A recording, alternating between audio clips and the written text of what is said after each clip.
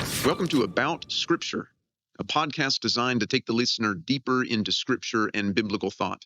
And now, welcome to the podcast. I'm going to wade into international politics for a moment. I'll attempt to tread carefully, somewhat. On October 7th, hundreds of Hammas terrorists invaded Israel and killed hundreds of Israeli civilians, men, women, and children. The attack took everyone by surprise, including, tragically, the Israeli government. In a move that is certainly less evil, but almost equally surprising, is how many American liberals immediately issued statements of support for the terrorists. Not statements of sympathy for the victims, but statements blaming the victims for their own deaths. Such statements, in some cases, were published even while the attacks were ongoing. For myself, I was more surprised by these statements than by the attack itself, because terrorists gonna terrorize, but I assumed that people ostensibly committed to social justice would oppose the largest scale mass murder of Jews since the Holocaust. I'm glad to know better now. Some of the most egregious statements supporting Hamas were issued by students at American universities, including graduate students at elite universities such as Harvard and NYU and George Washington. In some cases, these student groups faced immediate backlash, including the loss of job opportunities, or in one instance that I know about that became sort of well known, the loss of a job already offered and accepted. Look, sometimes people do really stupid things, and supporting an international terrorist organization is a really stupid thing to do. I don't mind them facing consequences for their stupidity. They're young, and this should not define their entire life. If they change, if they stop being stupid. I appreciate the way columnist Ben Dreyfuss analyzed what his response is and will be to young people who supported Hamas. This is what he wrote. "It will not be hard for me to forgive a 20-year-old who, in haste, fumbled support for Palestinians generally into support for these evil Hamas terrorists on a Saturday morning before the true depth and breadth of the horror was public. If I run into one of them in a few years and we talk and they express regret, that expression will be enough. But the presumption of youthful stupidity that I grant people by default extends only to the end of one's undergraduate college experience. After that, the burden of proof shifts. If you're 25 and in law school and you defended Hamas and doubled down on it well past when it was clear how awful this was, I'm going to need to see more than an expression of regret. I'm going to need to see some actions that demonstrate you truly have evolved. I will want to see the picture of the tree you planted in Israel.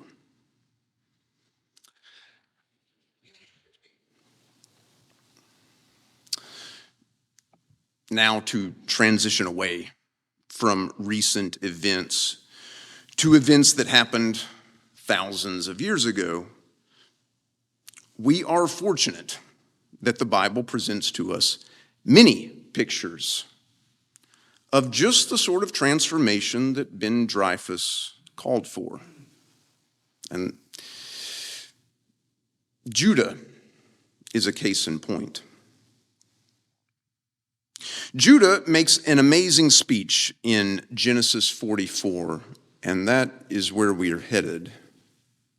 If we think about Judah from later history, this speech might not be surprising. After all, Judah produces Jesus. Judah produced David. Judah stayed true to God after the split of the kingdom.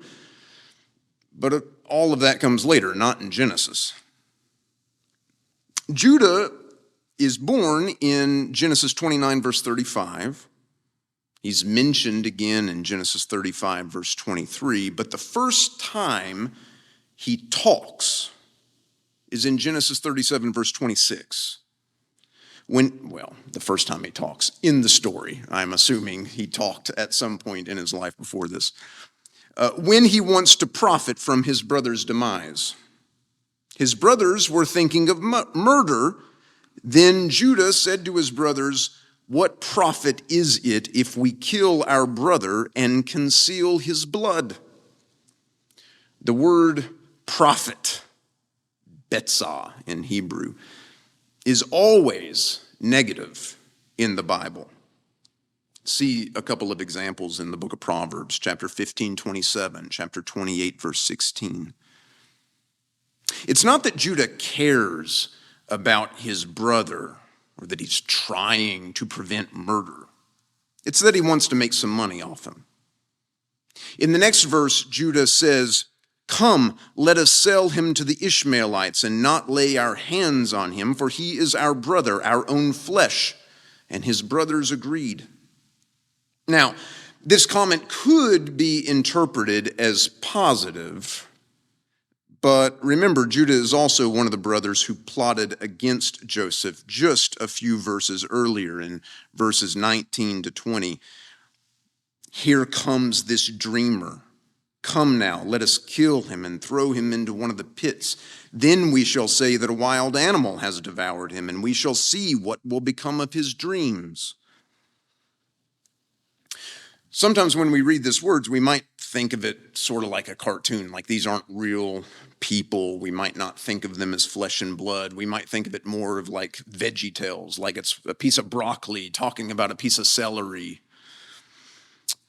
At the Lorraine Motel in Memphis, my understanding is, I've seen this in pictures online. I haven't ever been there myself to see it, but there is a plaque outside the Lorraine Motel with those exact words. Here comes this dreamer. Come now, let us kill him, and we will see what will become of his dreams. You know, the Lorraine Motel is where Martin Luther King Jr. was shot in 1968. Thinking about it along those lines helps me put some flesh and blood on these characters. And we remember, as we think about this story, your enemies will be members of your own household. We remember that even the brothers of Jesus did not believe in him. John 7, verse 5. That's chapter 37, but once we get to chapter 44, we see that Judah has been transformed. If we look at chapter 37 and see the way Judah himself feels about his brother Joseph, and then we compare it to chapter 44 in the way Judah himself feels about his brother Benjamin, we see there is a drastic difference.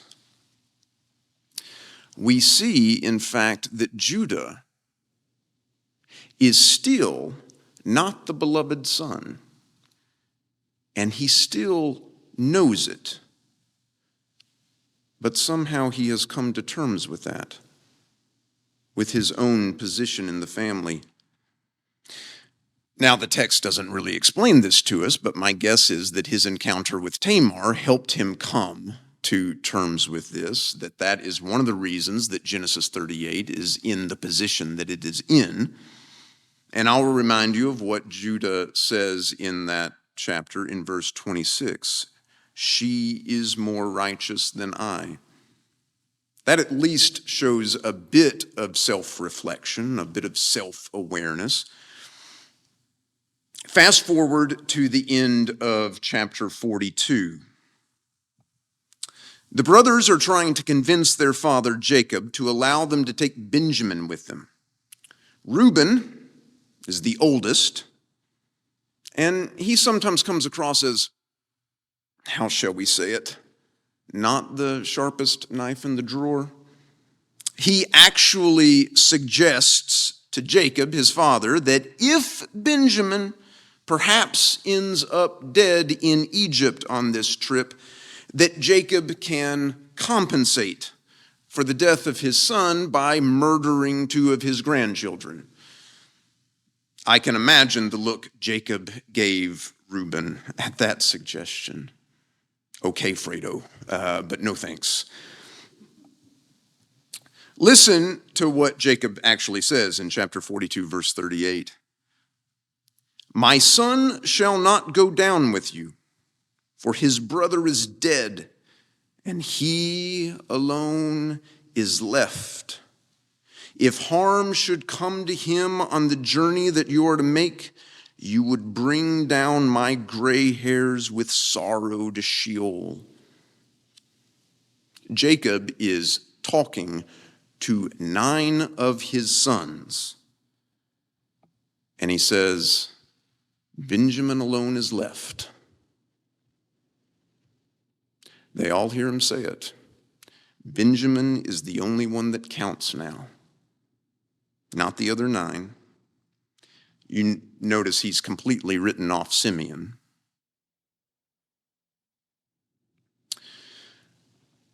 That's the kind of thing that the brothers used to hear about another one of their brothers, and it made them so angry they wanted to commit murder. They have a different reaction now. But in chapter 43, Judah is able to talk his old man into it. Look what he says. This is verse 9.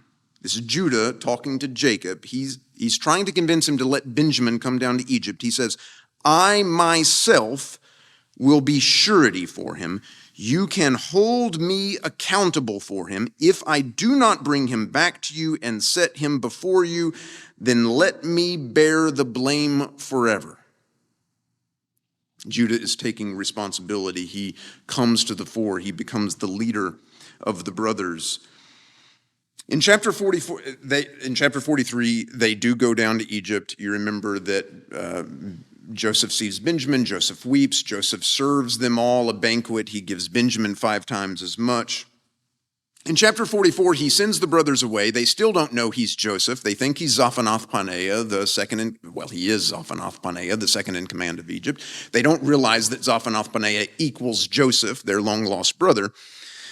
He sends his brothers away. He sends them with sacks of grain. He has his steward put his silver goblet in Benjamin's sack. Now, last time I told you my reading of this entire episode is Joseph's attempt to get Benjamin to Egypt and get rid of everybody else. That is his goal, and this silver goblet in the top of Benjamin's sack is, of course, essential to that goal, because the steward who put the silver goblet there immediately, when the brothers leave, chases them down, stops them, and says, why have you stolen the silver goblet? They all say, we're innocent. We haven't done any such thing. And, of course, the point is the one with the silver goblet is going to come back to Egypt. That's exactly what he said. In fact, look at what the brothers say. This is chapter 44, verse 9. Should it be found with any one of your servants, let him die. They are confident. None of us have the silver goblet. You're just making this up. But anyone that has it, he will die. Moreover, the rest of us will become my Lord's slaves. Now remember, Joseph wants Benjamin to come live with him. He doesn't want to kill Benjamin, so that's not going to fly. Like the brothers say, let him die, and he doesn't want the brothers to be slaves. He wants to get rid of them. He doesn't like them. He wants Benjamin to come back. And so listen what the steward responds. He said in verse 10, even so, in accordance with your words, let it be. He with whom it is found shall become my slave, but the rest of you shall go free. Now that's more like it, right? Not going to kill the one with the silver goblet. We're going to make him a slave, and the rest of you get to go back to Canaan. I never have to see you again. But they won't do it. The goblet turns up in Benjamin's sack, and then verse 13, then each one loaded his donkey, and they returned to the city. At this point, we see that each one of the brothers, in fact, has changed quite a bit. When the goblet turns up in Benjamin's sack, the brothers could have gone back home, happy to be rid of another favored son, but they've learned from their experience. Or Uriel Simon interprets the matter this way. When the goblet turns up in Benjamin's bag, the brothers could have easily perceived this as the hand of divine providence releasing them from the oppressive burden of Jacob's favoritism toward Benjamin and justifying the sale of Joseph into slavery in Egypt after the fact. They could have interpreted God as showing favor on us, finally. They didn't. They didn't interpret it that way. In fact, they interpreted it quite the opposite way, that God is still holding them accountable for what they had done so long ago. They all go back to Egypt. Joseph again says, I don't want all of you here, just the one that had the silver goblet. Notice he says, verse 17, only the one in whose possession the cup was found shall be my slave. And the rest of you, get out of here. And then Judah stepped forward. He said, we can't do it. Judah makes this speech in chapter 44. It's an amazing speech. Coming from Judah, it's amazing. Just coming from anybody, it's amazing. The first half of the speech is a summary of the interactions they've had. Look, Zaphanath Paneah, we showed up, all we wanted was grain. You asked us about our family. We told you about our family. Then you started making these unreasonable demands. We fulfilled all your unreasonable demands. I don't know how the silver cup ended up in Benjamin's sack. I don't know how the money ended up in our sacks to begin with. We brought it all back to you. We gave gifts when we came back the second time to Egypt. But listen, verse 27. After convincing Jacob, we're trying to convince our father to let us come back. Then your servant, my father, said to us, you know that my wife bore me 2 sons. One left me. And I said, surely he has been torn to pieces, and I have never seen him since. Let me just pause there for a moment. Judah is reporting to Zaphanath Paneah about what his father Jacob thinks has happened to his dead brother. This is the first Joseph has heard about this. As far as Joseph knows, I assume, he got thrown into a pit by his brothers and then sold into slavery, and nobody ever came looking for him. He never heard from his father at all. He has no idea what his father thinks happened to him. And this is the first moment that he hears what story Jacob has long believed, that Joseph was actually killed. That actually his father has been thinking about the son he thinks has died. He's been thinking about him for 20 years now. That his father is actually, because of the loss of Joseph, his father is just barely hanging on to life, such that the loss of Benjamin, even just taking him down to Egypt, is going to bring him close to Sheol. If you take this one also from me, and harm comes to him, you will bring down my gray hairs in sorrow to Sheol. Joseph is hearing about this for the first time. Now, therefore, this is verse 30, Judah says to Zaphanath Paneah, Now, therefore, when I come to your servant, my father, and the boy is not with us, then as his life is bound up in the boy's life, when he sees that the boy is not with us, he will die. And your servants will bring down the gray hairs of your servant, our father, with sorrow to Sheol.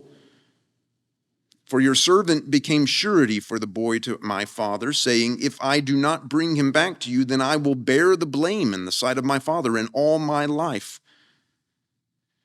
Now therefore, please, let your servant remain as a slave to my lord in place of the boy, and let the boy go back with his brothers. For how can I go back to my father if the boy is not with me? I fear to see the suffering that would come upon my father. Again, Judah recognizes he's not the beloved son. If Judah goes back to Jacob without Benjamin, it's not going to count. If Benjamin goes back to Jacob without Judah, it'll be better. And Judah is willing to live with that. Let me be the slave and not Benjamin. Judah, like all the brothers, has heard his father's exclamation, Benjamin alone is left. That's the kind of thing that used to drive him crazy, used to drive him to murder. Now, it drives him to sacrifice himself so that this boy who is bound up with the life of his father can go back home and his father will live. Uriel Simon says about this speech from Judah, his father's boundless love for another of his sons no longer arouses his rage and his aggression. He has come to accept it as a fact of life. Indeed, respecting it as an integral part of his father's personality. Here, in the presence of his 10 brothers, he is declaring that the fact of his father's soul being bound up with that of Rachel's son not only does not anger him, but in fact dictates that he take steps lest the imminent cruel sundering of that bond kill his father. Judah is now, for us, modeling Christ, as Joseph did earlier. They are both imperfect examples, of course, but they are examples nonetheless. Judah is offering to give his life in place of his guilty brother. Ben Dreyfuss said about those graduate students who had determined to support Hammas that he wanted to see proof of their transformation. He wanted to see the tree that they had planted in Israel. That's a good criterion, proof of transformation. Judah had done some stupid things in his life, some downright evil things. And we want to see proof of transformation. Even better than planting a tree is the offer to become a slave on someone else's behalf. The Apostle Paul talks about transformation in terms of taking off your former self, corrupt and deluded by lusts, and to clothe yourself with the new self, created according to the likeness of God in true righteousness and holiness. That's Ephesians 4. We are blessed to see an example of such transformation in the person of Judah. Thank you.